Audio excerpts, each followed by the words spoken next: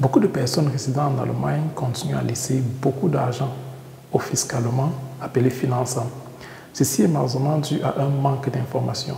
Ce qui se passe en fait, c'est que beaucoup vont vers des Steuerhilfevereine, c'est-à-dire des associations d'aide fiscale, ou alors vers des Steuerberater, des conseillers fiscaux, en espérant que ces derniers vont leur donner des tricks ou alors vont optimiser leurs impôts, la déclaration des impôts. Ce n'est malheureusement pas le cas et ils en ressortent là juste avec un strict minimum.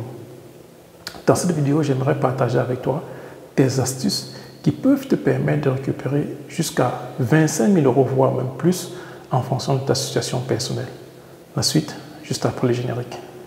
Salut à toi qui me regarde, je me nomme Cédric, bienvenue sur notre chaîne. Cette chaîne a été créée pour te permettre à toi aussi de te bâtir un patrimoine solide et de qualité.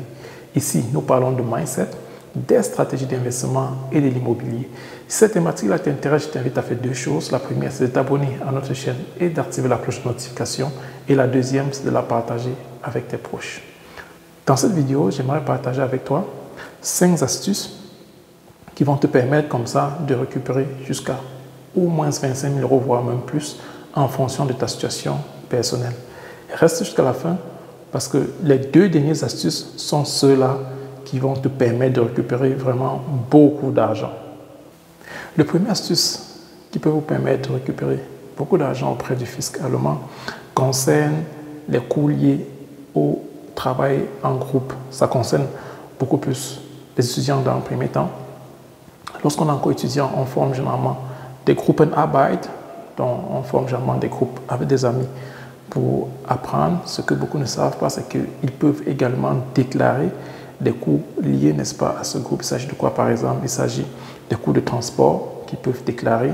Par exemple, ça va jusqu'à 60 cents, n'est-ce pas, les kilométrages. Ils peuvent déclarer la nourriture, ce qu'on appelle Verpflegung, qui est de 8 € par jour si vous travaillez par exemple pendant 8 heures de temps, ou alors ça peut aller même jusqu'à 24 € si vous travaillez pendant 24 heures.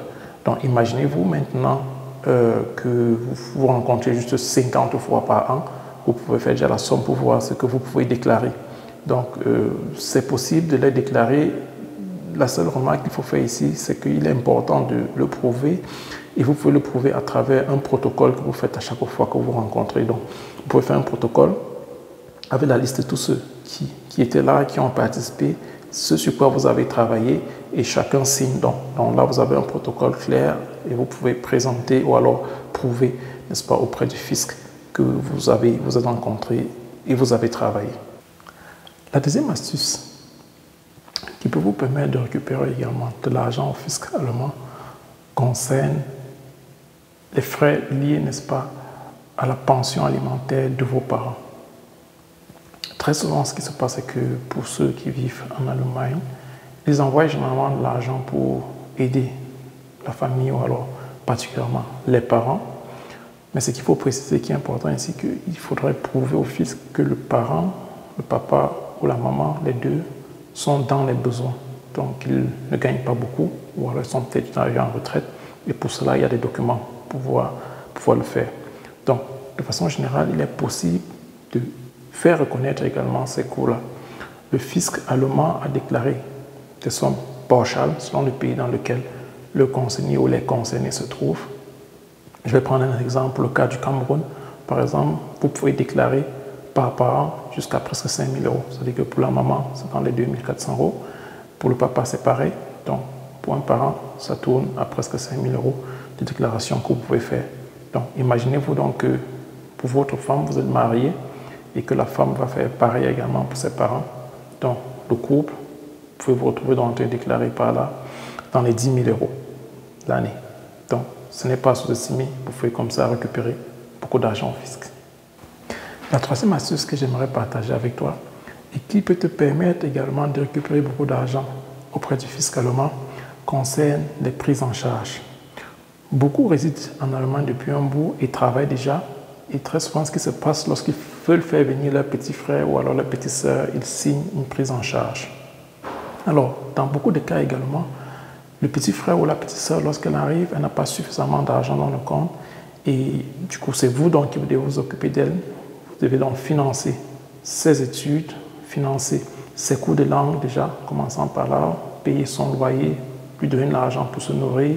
Et tous ces coûts-là, vous pouvez également le déclarer auprès du Finansam, le faire reconnaître par le Finansam et récupérer ainsi beaucoup d'argent.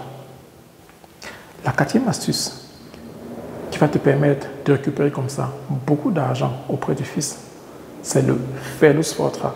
C'est quoi le Fairless for Track? Le Fairless for Track consiste en fait à déclarer les pertes qu'on a eu à réaliser les années antérieures auprès du fisc. Ça concerne les étudiants comme les travailleurs. Pour quelqu'un qui est travailleur, qui a ouvert sa structure, très souvent, la première année ou alors la deuxième année, on tourne à perte. Et tu as donc la possibilité de communiquer cette perte-là auprès du fisc allemand. Supposons que tu as tourné par exemple à perte de 10 000 euros ou alors de 20 000 euros, tu peux communiquer cela auprès du fisc. Et l'année qui va suivre, où tu feras des gains, le fisc va donc déduire dans ces pertes-là et c'est comme ça que tu récupéreras donc beaucoup d'argent auprès du fisc. Pour ceux qui sont étudiants, c'est pareil. Vous pouvez déclarer donc tout ce que vous avez eu à dépenser dans le cadre de vos études. Ça peut être les Studiengebühr, donc les frais d'études, le transport et tout ce qui va avec. Vous pouvez déclarer donc comme ça jusqu'aux 4 dernières années pendant toutes vos études. Les pertes peuvent être communiquées auprès du fisc et quand vous commencez à travailler, vous allez gagner de l'argent la première année et le fisc va donc déduire ces pertes-là. Le fisc prendra donc ces pertes-là en considération et c'est ainsi que vous pouvez récupérer beaucoup d'argent. Donc beaucoup ne le savent pas, c'est valable également pour les étudiants. De façon générale, en Allemagne, tu as la possibilité de déclarer tes impôts jusqu'à 4 ans en arrière. Donc si tu ne l'avais pas fait, tu peux le faire. Renseigne-toi auprès de ton fisc, appelle là-bas pour connaître quel est ton cas et il faut essayer, n'hésitez pas à aller vers votre fisc et demander. Vous pouvez récupérer beaucoup d'argent. Dans mon cas, j'en avais récupéré beaucoup. C'est possible également chez vous. Nous arrivons au terme de cette vidéo qui a pour objectif d'attirer ton attention sur le fait que tu peux récupérer beaucoup plus d'argent auprès du fisc. Je t'exhorte donc à la partager massivement à tes proches, à tes amis, afin qu'eux également ils soient éveillés sur la thématique. Si tu aimerais, n'est-ce pas, qu'on analyse ta situation, si tu aimerais en savoir plus, si tu aimerais qu'on optimise, n'est-ce pas, tes impôts, tu peux nous contacter. CFMO Finance est doté d'un Steuerberater qui ne s'occupe que de ça au quotidien et qui a pour mission, n'est-ce pas, de définir des stratégies pour optimiser la déclaration des impôts de nos clients.